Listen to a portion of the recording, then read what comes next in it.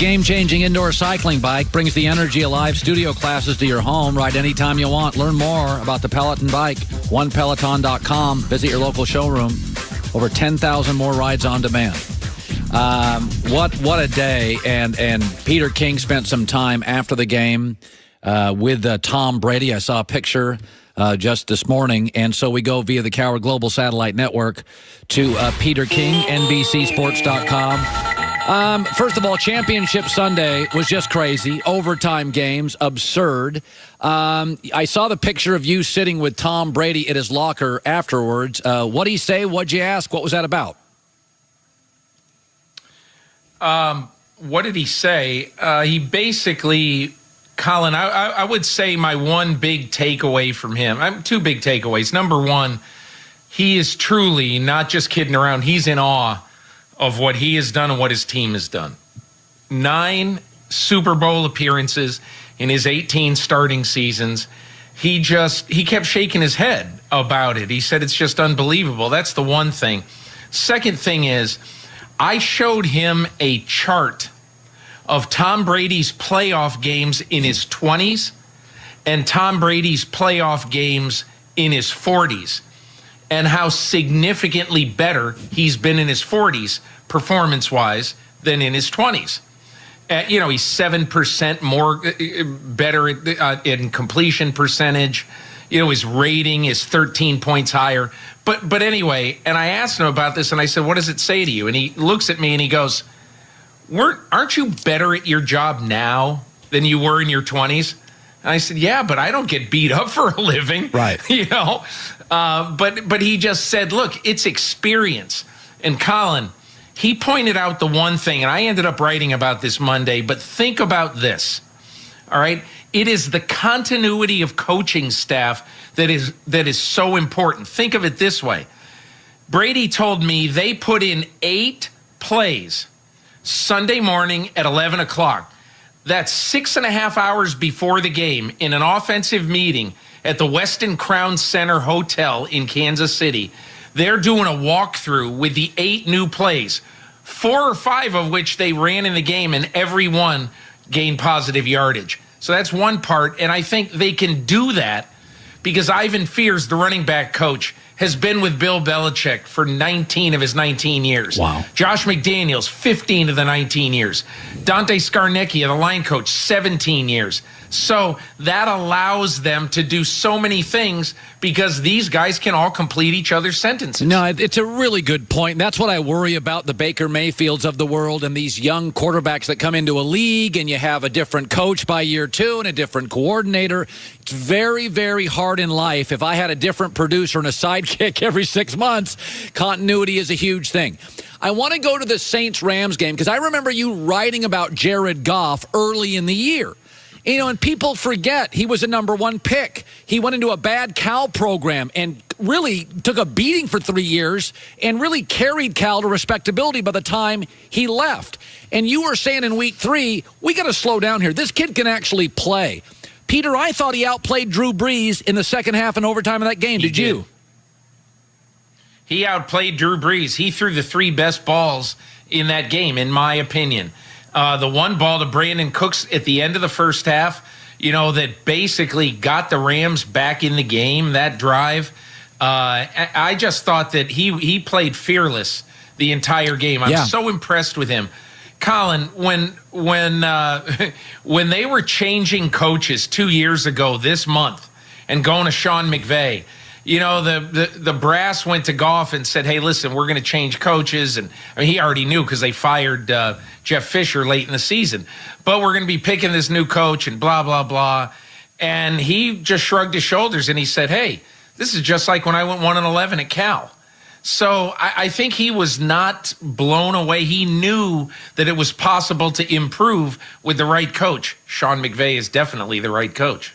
There's something in psychology called recency bias. And this weekend in the New Orleans Saints-Rams game, the last blown call, everybody's blaming that on the outcome of the game because it's the last one you saw. Though we now on the internet have 6 or 7 blown calls throughout the course of a game because football's fast and there's never been a perfectly officiated game. What do you make of the suggestion this morning that we should now consider reviewing pass interference calls, which seems to me would lessen the viewing experience and extend games uncomfortably long? What do you make of that? There's no way it would if they did it the right way. I have been in favor for years that every play should be reviewable. And I'll tell you why it would not extend games unduly.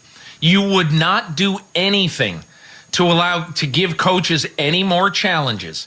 So the coaches would have the exact same number of challenges. And in my opinion, Colin, they would always keep one in their pocket for the end of the game so that they knew that if there was a potential game-deciding play at the end, they would keep a challenge in their pocket, and they wouldn't be challenging the little cheapo 8-yard completion in the middle of the second quarter. It wouldn't be worth it. Yeah. So, in my opinion, if you do that, you allow coaches to retain that one challenge for the emergency challenge. And I wouldn't be in favor of adding any challenges. I'd be in favor of keeping it the way it is, but allowing them to challenge anything. Yeah. Listen, I don't think the NFL lacks integrity. I think they whiffed on a call, and I think it happens all the time.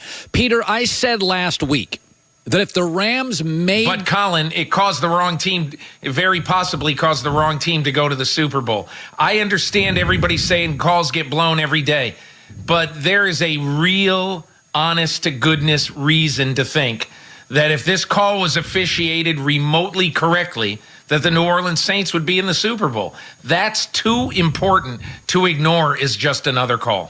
Finally, I said last week, the Eagles last year went heavy into free agency and trades and won the Super Bowl.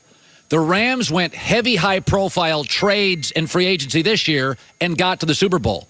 I think it's going to change the way free agency works in the NFL. I think March in the NFL is now going to become July in the NBA.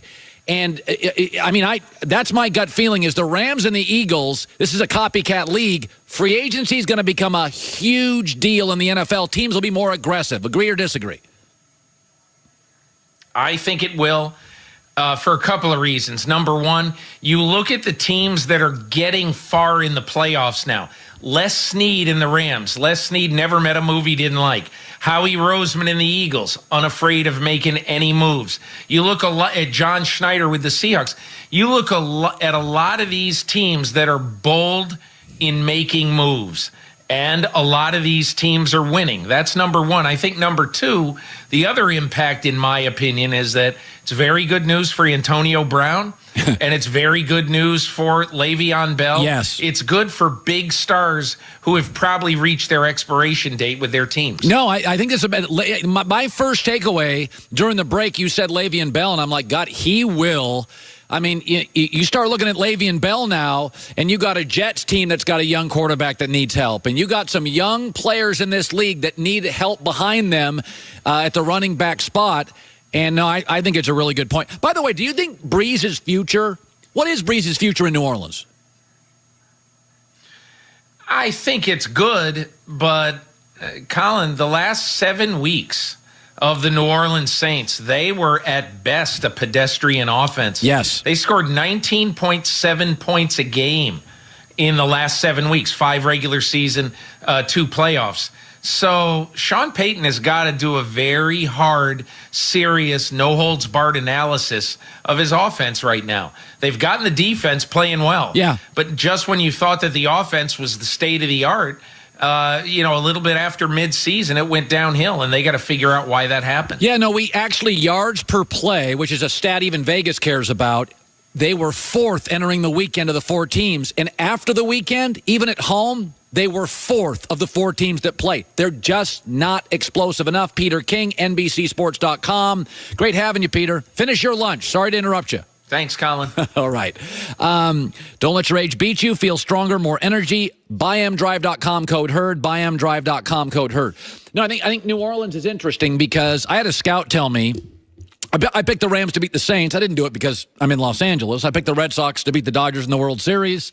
I don't think, I picked the Lakers to get bounced early in the playoffs. I don't care where I live, okay? I don't. I will say this, though, that when you start kind of looking at the Saints offense, I had a scout tell me this a couple weeks ago. He said there's arm fatigue with Breeze, is that he's not throwing the ball as accurately downfield. They're kind of a dink and dunk offense. And one of the reasons I like the Rams, I said, when you go on the road, it really helps to have playmakers. Well, Brandon Cooks made some big plays, the catch of the game over the top. Now, New England, by the way, which I don't consider a team with playmakers, it should be noted that Gronk had 2 huge plays in the second half. He became their playmaker on the outside when they moved him. He's hard to defend.